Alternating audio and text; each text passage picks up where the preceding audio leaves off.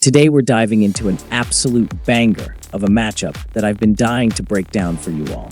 We're throwing the galaxy's most infamous trophy hunter, the Predator, the Yautja warrior who's been terrorizing action heroes since 1987, against one of modern horror's most terrifying killing machines, the Death Angels from A Quiet Place. Now I know what you're thinking. Come on, the Predator stomps this, right? It's got plasma cannons and invisibility. But hold up, because the Death Angels are ridiculous when you actually break down their stats. We're talking about nearly indestructible alien creatures that can hear a leaf fall from half a mile away and close that distance in seconds. This is a clash between a calculating hunter who thrives on the challenge of the hunt versus a blind, hyper-aggressive predator that's basically built like a living tank with echolocation.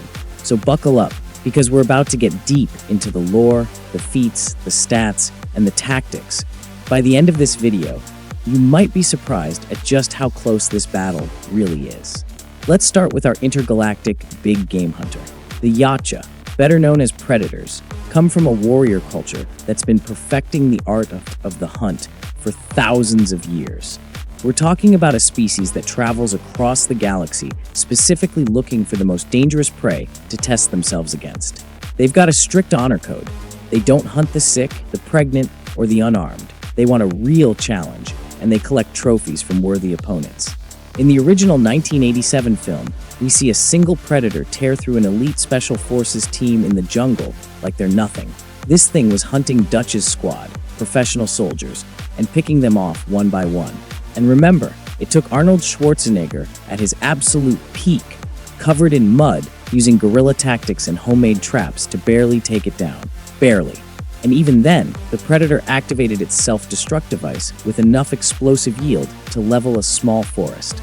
That's the level of threat we're dealing with. Now let's talk gear, because the Predator doesn't play fair. And honestly, that's what makes it so dangerous. First up, active camouflage. This isn't just hard-to-see invisibility. This is advanced light-bending technology that makes the Predator nearly impossible to detect visually, especially in dense environments. You're essentially fighting a ghost that could be anywhere. Then we've got the weapon loadout, the plasma caster, that shoulder-mounted cannon that can blast holes through concrete and human bodies with pinpoint accuracy. The wrist blades, retractable, razor-sharp, close combat weapons that can slice through bone and tissue like butter. The combo stick, a retractable spear that's got serious range and can be used for both melee and thrown attacks. And don't forget the smart disc, the net gun, and various other tech depending on which predator we're talking about. But here's what makes the Predator really dangerous. Its targeting system and vision modes. That iconic tri-laser sight that gives it perfect accuracy. The thermal vision that lets it track prey by heat signature. The Predator can analyze its environment, switch vision modes, and adapt its hunting strategy on the fly. This is a tactician, not just a brute. Strength-wise, Predators are no joke. We've seen them rip human spines out with the skull still attached. We've seen them lift grown men with one hand and throw them like rag dolls. They can tear through metal doors and flip vehicles. Conservative estimates put their strength at around 3 to 4 times that of a peak human, but some of their feats suggest even higher. Durability? They can tank shotgun blasts, survive explosions that would kill humans, and keep fighting with severe injuries. In Predator 2, we see one take multiple direct hits and keep coming. They've got natural armor plating and incredibly dense muscle tissue. Speed and agility? They can leap several meters vertically, move through jungle canopies with ease, and their reaction times are fast enough to catch arrows mid-flight. They're not the fastest thing on our list today, but they're definitely faster than any human. Alright, now let's talk about the new nightmare on the block. The Death Angels from A Quiet Place arrived on Earth via meteor. We're talking about creatures that survived re-entry from space and hit the ground running. Literally. These things caused a near-extinction event for humanity in a matter of months. Let me repeat that. Months. They devastated human civilization faster than almost any fictional apocalypse scenario we've seen. Why? Because they're the perfect ambush predator combined with the perfect persistence hunter. They hunt entirely by sound. They're completely blind, but their hearing is so acute that they can detect the slightest noise from incredible distances. A footstep, a whisper, a creaking floorboard. And once they lock onto that sound, They blitz toward it at terrifying speed with absolutely zero hesitation. What makes them so effective is that they're completely indiscriminate. They don't hunt for food, we never see them eat. They don't hunt for territory or mates, they just kill anything that makes sound. It's aggression in its purest form. There's no negotiating, no scaring them off, no appealing to instinct. You make a sound, you die. Let's break down what makes a death angel so absolutely lethal. First, that armor plating. This isn't just tough skin. This is biological armor that can withstand direct shotgun blasts, rifle rounds, and even explosive forces at close range.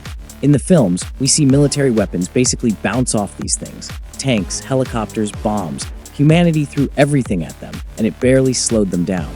The only thing that can penetrate their armor is attacking them when they open their head plates to echolocate, exposing soft tissue inside. Second, speed. These things move like freight trains with the agility of jungle cats. We see them sprint at highway speeds, leap across buildings, and close distance faster than humans can react. They're quadrupedal, which gives them incredible acceleration and stability. When a death angel charges, you've got maybe 2 to 3 seconds before you're dead. Third, those claws. We're talking about massive, blade-like appendages that can tear through wooden walls, rip metal apart, and impale humans effortlessly. One swipe is lethal. One hit, and you're done. But the real ability here is that hypersensitive hearing. Their entire head opens up into this flower-like structure that's essentially a biological sound radar system. They can triangulate the source of a noise with perfect accuracy, even in complex environments with multiple sound sources. This isn't just good hearing. This is echolocation on a level that puts bats and dolphins to shame. Strength? We've seen death angels rip through military vehicles, tear concrete barriers apart, and toss adult humans like toys. They're definitely in the same strength tier as predators, possibly higher when it comes to pure destructive force. Durability is where they really shine. Like I said, conventional weapons don't work. We're talking about a creature that facetanked modern military hardware. The only vulnerability is that inner ear mechanism when it's exposed, and even then, it's only exposed for brief moments when they're actively echolocating. Speed is phenomenal. Multiple scenes show them crossing dozens of meters in seconds. They can navigate urban environments, climb walls, leap across gaps, all at full sprint. Their pursuit is relentless. The downside? Intelligence. Death angels don't seem to use tactics beyond hear sound, kill sound. They're reactive, not proactive. They don't plan, don't strategize, don't learn from mistakes in any obvious way. They're more like biological weapons than thinking opponents. Here's where things get interesting, folks. Both of these aliens have very exploitable weaknesses, but they're completely different types of vulnerabilities. The predator's biggest weakness? Pride. Their honor code and hunting instinct can be exploited. They want a fair fight, they want a worthy opponent, and that means they'll handicap themselves. Dutch literally beat his predator by going primitive, removing his heat signature with mud, using environmental traps, and fighting hand-to-hand. The predator could have just nuked him from orbit, but where's the honor in that? This cultural limitation is a massive tactical disadvantage against an opponent with zero concept of honor or fairness. Also, while predators are tough, they're not invincible. Enough physical trauma will kill them. We've seen them die to conventional weapons, massive blunt force, and their own tech. They bleed, they feel pain, and they can be overwhelmed. The Death Angel's weakness is simpler but much harder to exploit: high-frequency sound. In the films, feedback from hearing aids causes them pain and forces them to open their head plates, exposing their vulnerable inner ear. But here's the thing. You need to have that specific frequency, and then you need to actually land a shot on a target the size of a grapefruit while a creature is charging you at 40 miles per hour. Not exactly easy. Their other weakness? Lack of adaptability. They're reactive hunters, not problem solvers. If something doesn't make sound, they literally can't perceive it. They'll walk right past threats if those threats are silent. Okay, so let's actually put these two in the arena and see what happens. And this is where it gets complicated, because the outcome depends heavily on the environment and circumstances. Scenario 1. Jungle encounter. Standard predator loadout. The predator activates camo and starts stalking. Here's the problem. The Death Angel doesn't need to see it. Every step the predator takes, every mechanical hum from its equipment, every click from its mandibles, the Death Angel hears all of it. The moment the predator moves, the Death Angel knows exactly where it is. the Predator fires its plasma caster. Boom. Direct hit. But we've seen plasma weapons in sci-fi, and unless it's significantly more powerful than a tank shell, it's probably not punching through that armor on the first shot. And now the Death Angel knows exactly where that shot came from. It charges at highway speed. The Predator has maybe 3 seconds to react. Does it stand and fight? Use the combi stick to keep distance? Go for close combat with wrist blades? Here's the problem. The Death Angel is faster in a straight sprint, stronger in terms of raw power, and has longer reach with those massive claws. In a head-to-head brawl, the Predator is in serious trouble. Scenario 2. Urban environment. Predator has prep time. This is where things shift in the Predator's favor. Given time to observe and plan, the Predator could potentially identify the Death Angel's weakness. Set up traps. Use hit-and-run tactics. The Predator's intelligence and technology give it options. The plasma caster, if aimed precisely during the brief moment when the Death Angel opens its head plates, could be a one-shot kill. But that's a tiny window, and the Predator would need to recognize that specific vulnerability. And remember, the Predator's honor code might prevent it from using optimal tactics. It might want to test itself in close combat first. Alright, here we go. The moment you've all been waiting for. Who wins? Predator versus Death Angel. Short-term encounter, random meeting. I'm giving this to the Death Angel 6 out of 10 times. Here's why. The Predator's standard hunting tactics rely on stealth and surprise, but stealth is useless against an opponent that hunts by sound. The Death Angel's speed, durability, and aggression give it a massive advantage in the opening engagement. Unless the Predator lands a perfect plasma shot immediately, it's getting rushed by a creature that can tank its weapons and kill it in one hit. The Predator is tough, but it's not tough enough to survive those claws, and it's not fast enough to consistently evade a full-speed Death Angel charge. The Death Angel doesn't give second chances. One mistake, one sound at the wrong moment, and the Predator is impaled. But, and this is a big but, if we're talking about a scenario where the Predator survives the first encounter and gets time to adapt, then we're looking at maybe 7 out of 10 for the Predator in the rematch. The Predator's intelligence is its trump card here. Once it understands how the Death Angel hunts, it can start using truly silent weapons, setting sound-based traps, or using sonic technology to disorient it. A smart Predator could even use the environment, cause loud noises in different directions to confuse the Death Angel, then strike from complete silence.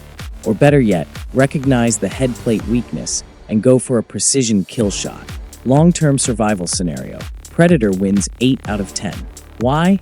Because the Death Angel is predictable. It's a biological machine with a very specific hunting pattern. The Predator is a warrior from an advanced civilization with thousands of years of hunting experience. Once it figures out the rules of engagement, it will find a way to win. That's literally what Yautja do. They adapt, overcome, and collect trophies. But that first fight, that's the Death Angel's game, and it's going to be brutal. So there you have it, folks. Predator versus Death Angel. Way closer than you probably thought, right? The Death Angel is basically the worst possible matchup for a Predator's standard tactics, but the Predator's intelligence and adaptability give it the edge in the long run. But I want to hear from you. Drop a comment below and let me know. Do you think the Predator's arsenal is enough to punch through that armor? Could it stay quiet enough to maintain the element of surprise? Or would the Death Angel's raw speed and aggression be too much to handle? And what about different Predator variants? Could an Elder Predator or a Berserker Predator change the outcome? Until next time, stay nerdy, stay awesome, and I'll catch you in the next one. Peace.